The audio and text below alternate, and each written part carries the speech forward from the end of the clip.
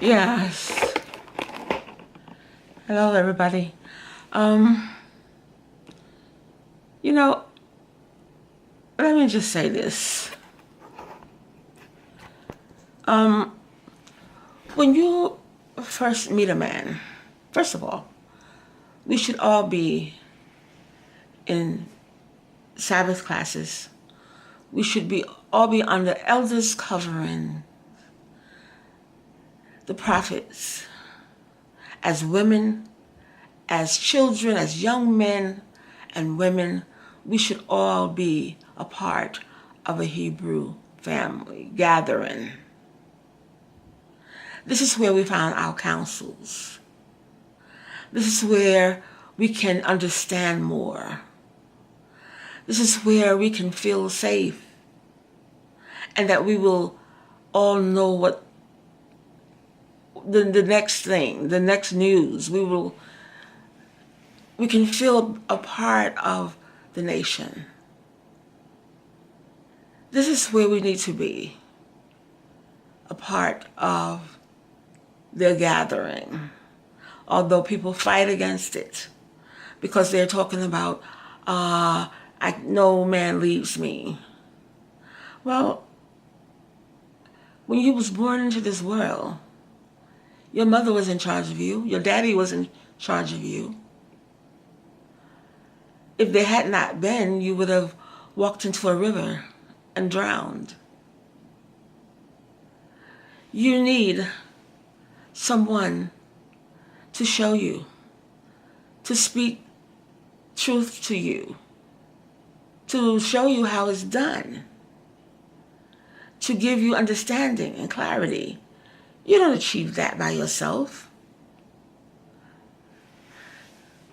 The Spirit of the Most High has put men and women here long before you were born, and has shown them the truth, the way, and the life. And they speak with wisdom. They do as they have learned, and you pick up the baton and you do likewise. So the topic I wanted to talk about was women. The sisters of Israel who don't know that they're Israel. The ones that are loose and they're at the big jobs and show business, modeling, all those things, working in the system. I retired from preschool teaching. And they feel that, and they have been raised to think this way, that you do good for yourself. You make your own money, and when you come into a man's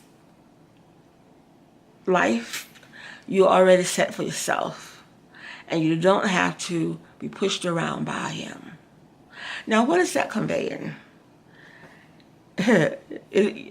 This thought is conveying that you are expecting to fail in this relationship, and that you will not play a role in this relationship. You must know that we are equal in the sight of God, but He's just given us different roles to play. And I personally, being a woman, I am happy being a woman. A feminine woman. I like frilly things. I love a strong man. And I love being a woman. And I am appreciative of the Most High making me a woman. And I understand that there's some things that I just cannot do that a man does. And I accept, as the word says, that I am the weaker vessel. in physical strength, I cannot do what a man do and go through what a man goes through. I mean, imagine what he's doing out there on the roads, what he faces daily in his jobs. Men work on dig ditches and highways, and just think of all the things men do. Drive those big tractor trucks, and they got to put up with a lot. They got to lift a lot. And then they got to, especially black men, they got to deal with the system trying to arrest them for no reason, abusing them for no reason. And it's not just, yes, it comes over to the women as well, but a lot of the women put themselves in the position of being treated as such. Because now you find women inside of the potholes doing men jobs. You find women up on top of the beams building buildings. You find them inside of the jailhouses as correction officers, bus drivers, train engineers, and things like that. And when I first seen women in those positions, I was like, oh, I don't think I could do that. I retired as a preschool teacher, teaching small children. And that was good for me because I love the children. Nothing is easy. Working with children were not easy. But it felt like it was in my place. And I know a lot of you are saying, well, look at her. She can't tell me what my place, what I want to do, what I want to be. You weak woman. And I feel that the most important job that a woman will ever do is to nurture her family, feed her family, cook them good, healthy food, show them how to have good practical life skills. A mother who feed her children junk and her husband junk, she's killing them. It's a murderer. Oh yeah. You are supposed to know what is healthy about diet, healthy diets. We are physicians as women, as mothers. We are the first physician that's been put on this earth. And that is us learning about herbs and what is healthy, what has the vitamins that are good for our bodies. So I find my job to be important. And then we are to be good wives and mothers. A wifely duty is to listen to a husband, prepare for him. And about a good man, it's when you are seeing this man. You need to listen to hear what he's saying. Because the word says, you will know them by their conversations. If his conversation speaks well of him, and you met him at the gathering of the children of Israel, and you know that he is involved, and you're under good elders and counseling, you should know that you are going to meet with the elders and they're going to tell you about this man. And you'll know, you'll have more confidence that he is a good man, and if he does not treat you fairly, he's going to be dealt with in righteousness. So that is why the gatherings are important. We are called to be nations. And what build nations is families, strong families. And a house divided will not stand. So when you women are down with the program that you must make the big money and have a separate bank account from your husband, just in case, that you are keeping secrets. And now you have a door open for the enemy, that spiritual demon, Satan, to come in and start conflict between you and your husband. Because deep inside you planted that seed. What you bring to the table should be put on the table for both of you to decide how you're going to deal with this. What needs to be taken care of. The home, the children, and other things that are interests. But it's never for you to have a secret for your husband. That's when it comes to economics. Because you're building together. I'm speaking to the women because I am called to the women. Because I am a woman. And I also am an elder woman. And I tell you, love your husband. Show him the respect. Treat him like the king that he is. If he treats you queenly, you treat him double. Prepare his meals.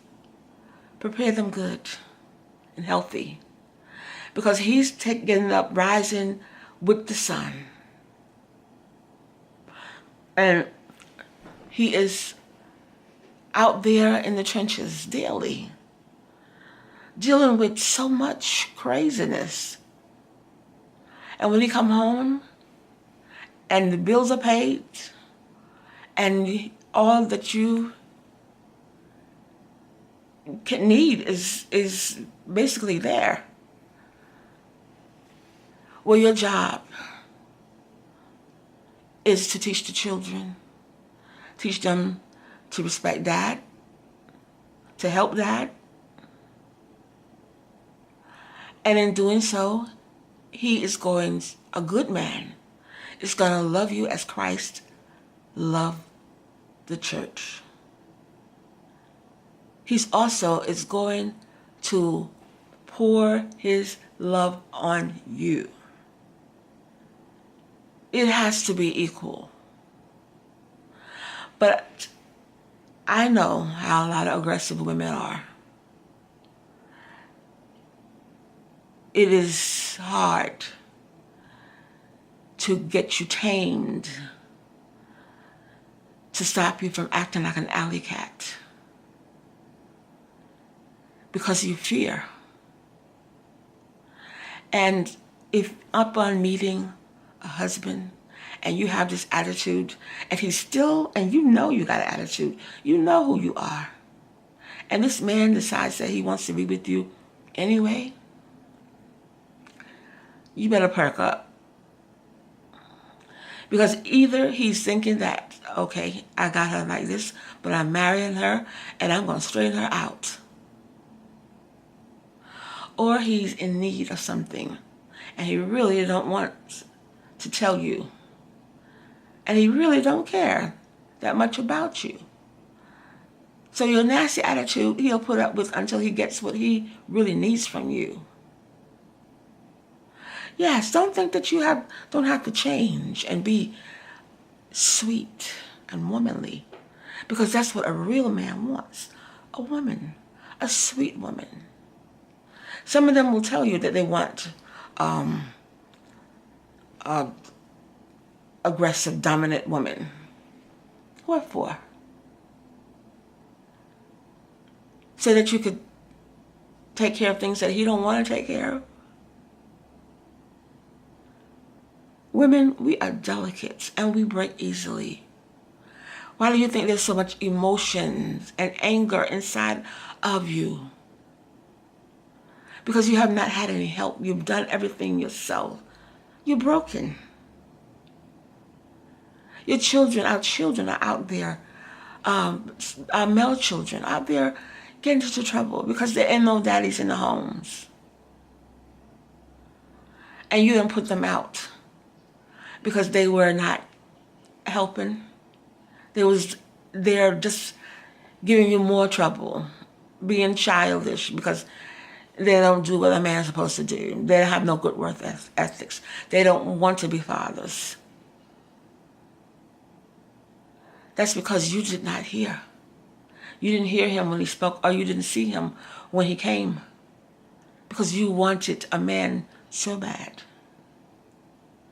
Well, that is why you should be under a covering of the elders in a gathering, so that you will also have judgment in helping you to choose this husband. For many, it's too late because you've made all those mistakes and you have all those children.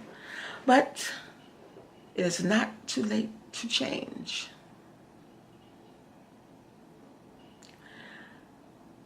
And when you find that good man, you must fall into the role of a good woman. And know that the man is the head. And being the head does not mean that he's going to go upside your head.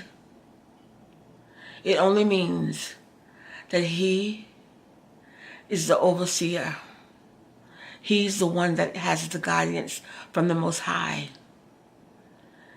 He is the protector.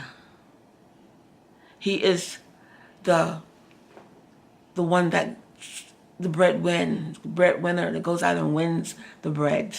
And that means works and provides and instructs and discipline his sons.